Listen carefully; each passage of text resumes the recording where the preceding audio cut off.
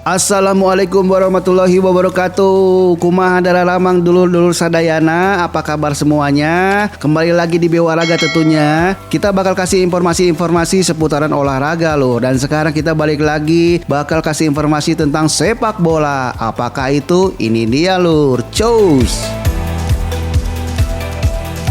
Nah lur, sekarang kita bakal kasih informasi tentang 7 pelanggaran terburuk dalam sejarah sepak bola. Yang pertama ada Nigel de Jong versus Xabi Alonso. Pada laga Piala Dunia tahun 2010 silam yang menjanjikan timnas Belanda melawan timnas Spanyol, terdapat catatan pelanggaran buruk yang pernah terjadi. Saat itu, gelandang timnas Belanda, Nigel de Jong adalah pelaku pelanggaran tersebut. Niat hati akan mengambil bola dari pemain Spanyol. Nigel de Jong terbang dengan menjulurkan kaki, namun sayang bola incarannya tidak bisa diraih, sehingga tendangan tersebut mengenai dada Xabi Alonso. Insiden yang cukup parah ini hanya mendapat ganjaran kartu kuning untuk Nigel de Jong. Hal ini banyak menuai kritik sebab hal ini dianggap pelanggaran besar dan harus mendapatkan kartu merah. Karena itu, momen tersebut menjadi salah satu kejadian yang paling diingat dalam pesta sepak bola terakbar di dunia yang digelar di Afrika Selatan itu lur.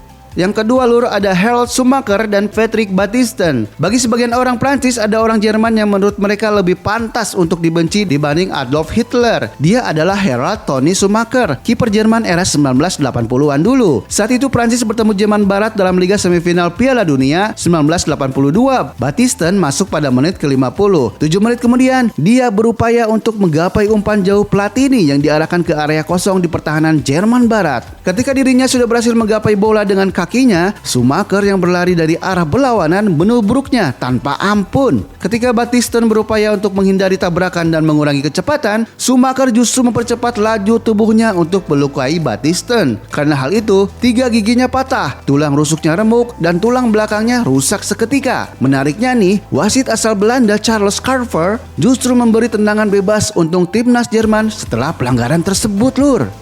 Yang ketiga lur, ada Pepe versus Joaquin Casquero. Pepe mendapatkan hukuman larangan bermain 10 kali pada musim 2008-2009 saat memperkuat Real Madrid karena melakukan pelanggaran yang anarkis terhadap pemain Getafe Javier Casquero pada 21 April 2009. Pepe 2 kali menendang Casquero saat sudah terjatuh. Pepe kemudian menekan kepala dan menginjak badan Casquero. Tidak berhenti di situ, bek asal Portugal itu juga memukul Juan Angel Albin usai mendapat kartu merah dari wasit. Keempat ada Axel Witsel dan Marcin Wasilewski. Gelandang Belgia Axel Witsel memiliki catatan pelanggaran yang cukup parah. Ia dengan keras menendang engkel pemain Marcin Wasilewski pada 2009 saat masih berseragam Standard League di tahun 2009 lalu. Dirinya pernah melakukan pelanggaran yang cukup ekstrim. Axel menghajar kaki salah satu pemain Anderlecht yakni Marcin Wasilewski hingga mengalami patah kaki. Buntut dari kejadian ini, Axel Witsel secara resmi diberikan hukuman tidak bermain sebanyak 8 pertandingan. Bahkan ia harus menerima ancaman pembunuhan dari pendukung Anderlecht. Kelima ada Ben Thatcher dan Pedro Mendes. Sebagai mantan pemain sepak bola, Ben Thatcher pernah melakukan pelanggaran yang cukup brutal saat sedang merumput. Saat masih berseragam Manchester City, Ben Thatcher pernah menyikut wajah pemain Portsmouth, yaitu Pedro Mendes. Insiden ini terjadi pada laga Liga Inggris di tahun 2006 silam. Dengan hasil, Pedro Mendes terkapar di lapangan dan mengalami kejang-kejang dan harus dilarikan ke rumah sakit. Kejadian ini cukup kontroversial pada masa itu. Berawal dari kedua pemain yang mengejar bola bebas hingga ke pinggir lapangan. Namun Thatcher saat itu memimpin pengejaran, justru melakukan sikutan terhadap Mendes. Mendes sempat tak sadarkan diri dan bahkan kejang-kejang saat hendak dipindahkan ke rumah sakit. Gara-gara itu, Thatcher pun mendapatkan hukuman larangan bermain.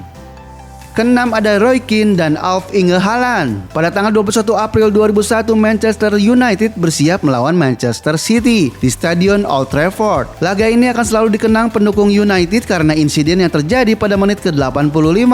Alf saat itu sukses mendahului Keane dan perebutan bola 50-50. Namun naas bagi dirinya karena kaki kanannya mendapat terjangan dari Keane yang membuat Alf terpelanting jatuh ke tanah. Keane menerjang lutut kanan Alf dengan kaki kanan dan mendabrakkan seluruh tubuhnya. Setelah itu, Keane berdiri di atas highline yang jatuh sambil meneriakinya. Aksi itu disebut sebagai pembalasan atas perbuatan yang sama yang dilakukan ayah dari Erling Haaland itu 3 tahun sebelumnya, sehingga membuat Keane menderita cedera ligamen lutut. Keane juga menjelaskan bahwa hal tersebut memang sudah direncanakan sebelumnya. Keane pun mendapat kartu merah dari wasit David Elleray tanpa rasa bersalah karena ia sadar kalau aksinya tersebut akan membuatnya diusir dari lapangan. Selepas kejadian ini, Keane pun mendapat hukuman larangan bertanding sebanyak 3 laga dan denda 5.000 pound. Hukuman kemudian bertambah menjadi larangan main sebanyak 5 pertandingan dan denda senilai 150.000 pound atau sekitar 2,8 miliar rupiah.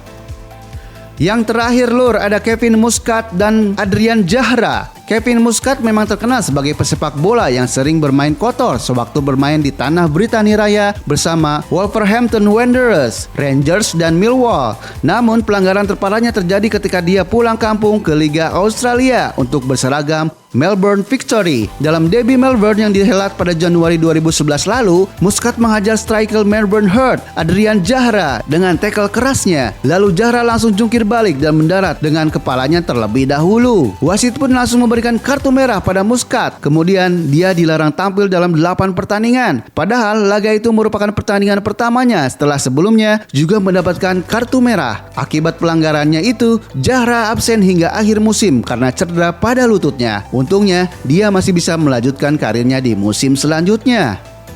Nah lur, itu dia informasi tentang 7 pelanggaran terburuk dalam sejarah sepak bola. Terima kasih atas perhatiannya. Saya pamit. Wassalamualaikum warahmatullahi wabarakatuh.